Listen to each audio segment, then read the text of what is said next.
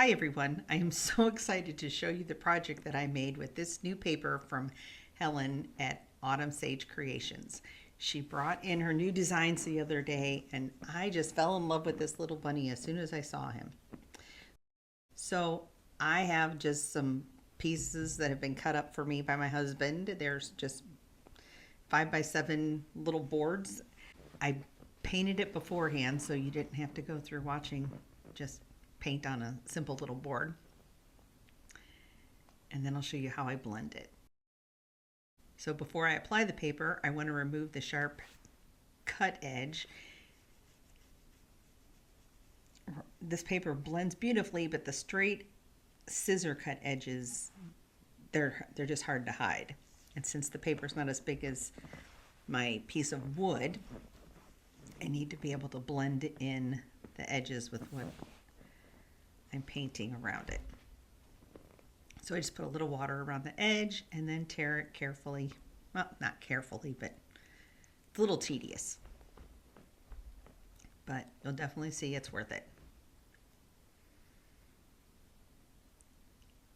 I don't always use the water cutting, especially with tissue paper. Just curious, do most people only use water, no matter what kind of paper or not? So now I brush on a thin coat of Paint Couture Decoupage medium. Not super thin, not super thick. Then lay the paper down.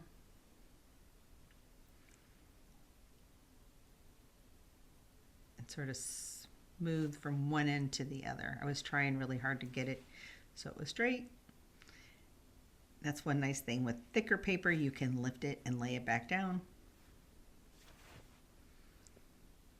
With other mediums, when I water, I use the water, spray water on the regular tissue paper, I'm able to lift it back up. This one, you don't necessarily have to spray to be able to lift it back up. Sometimes I spray it, the paper itself, sometimes not. Then just put a coat of decoupage medium on top.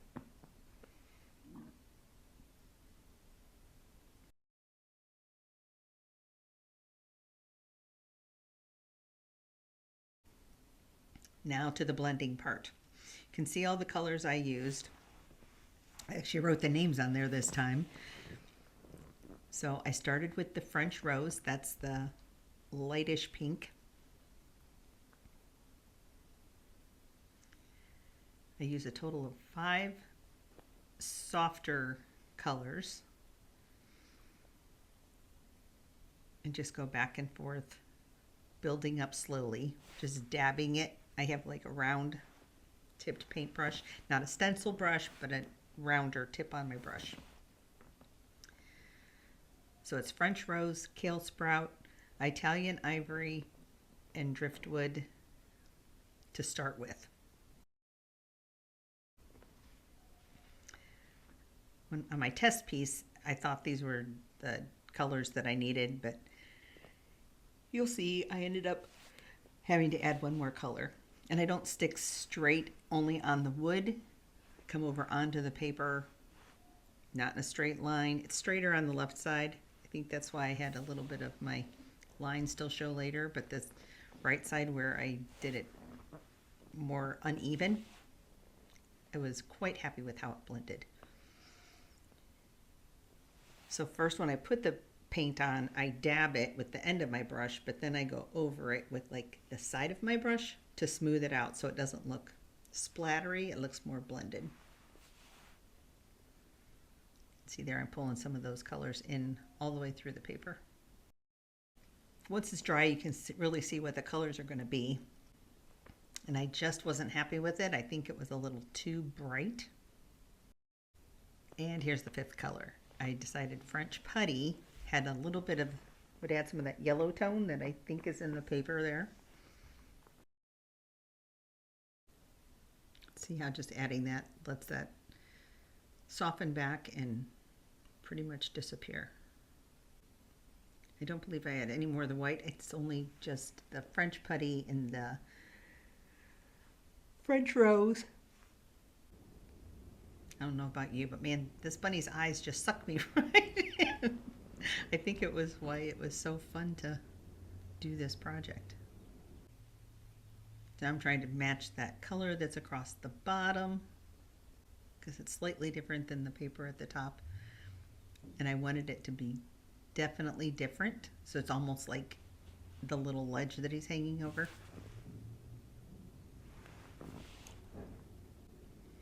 Just sanding off the edge. And then these transfers. These are from the new IOD large inlay Madeleine. Originally I was going to put it up the right side. That's how I had planned the whole project.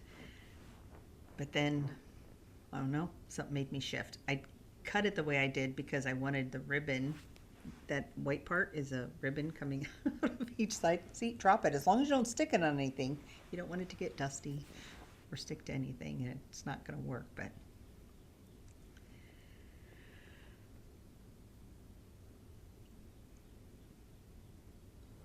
a lot of times I don't use transfers the way they were originally intended. I cut them up and move them around just to make them fit on whatever project I'm doing.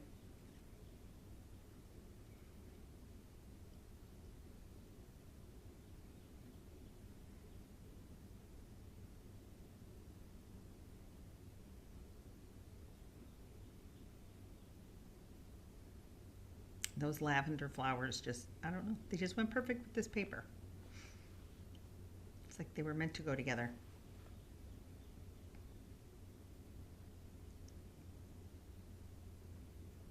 Yes, I'm asking others' opinions too because they're sitting across the room. Anyway, so now that I've decided it's going to go across the left, I apply it, rubbing it down first with your hand gets it starting to adhere. It's pressure that makes them stay down. Don't need glue, don't need water like the inlays. Just put it down and use the little stick that's provided with your transfers, and it's easy. And if anything hasn't stayed on there the first time you lift it up, you can see if something is still on your transfer paper, then you can lay it back down and rub some more. As you can see, I try a lot of different arrangements before I ever have it figured out and putting it down. You can hover, just don't let them lay on there and stick. And don't stick your finger on the actual design itself, only on the paper that holds it, that gridded lined clear sheet. I was looking to thicken the flowers there in the corner to sort of ground the piece so everything isn't floating, or like it's growing up in the thickest parts at the bottom and grows out. And I loved the way the vines came up and were sort of like going around him. You can see I put the white paper, I try to always put the white paper back on there when you're going to cut it, because otherwise your scissors can get caught in that and you can pull part of the design off that you're wanting. It's better for your scissors too.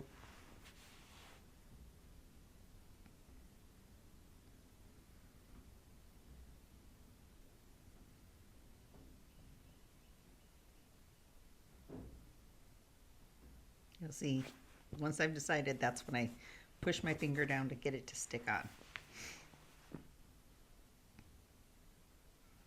And if you don't like purple, there's so many different ones, both from this transfer book and from all the other florals that IOD has in their transfers. Anything you put around this little bunny I think would work because he's just so cute.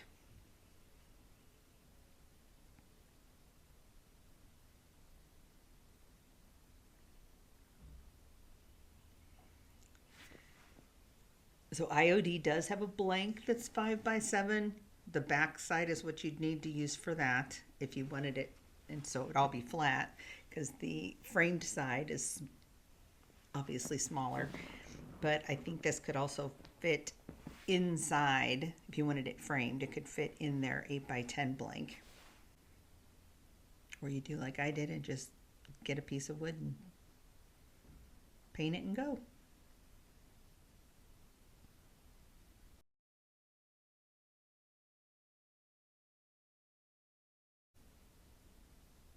And again, I'm just using up the little pieces of florals. Little pieces like that are hard for me to hold on to.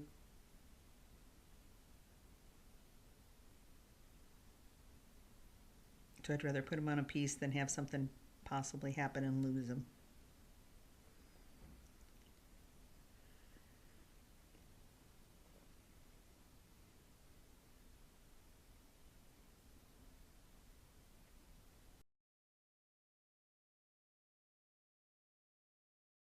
We are in Ohio. This is one of our exclusive papers that we carry from Autumn Sage Creations, designed by Helen. And if you'd like to see her designs, they're all on our website. She does have a few large 18-pound tissue papers and planning on getting more. Restocking a couple of them that are already out, and she then designs these papers. They're available as digital downloads on our website, and they're also available to be purchased printed, and they are printed and they're on hemp paper, and they're great to work with, and we'd love to have you check them out.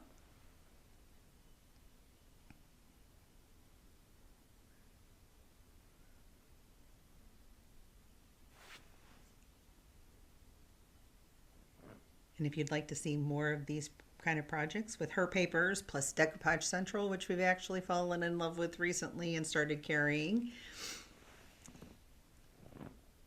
plus many others, we have AB Studio papers and recycled papers. So yeah, a lot to choose from. And I'm just trying to come up with ideas for all the beautiful designs that I see. So if you'd like to see more decoupage work, I think this would be cute sitting on a shelf, like next to a planter, up on a bookshelf, even sitting in a window. There's just so many things you can do.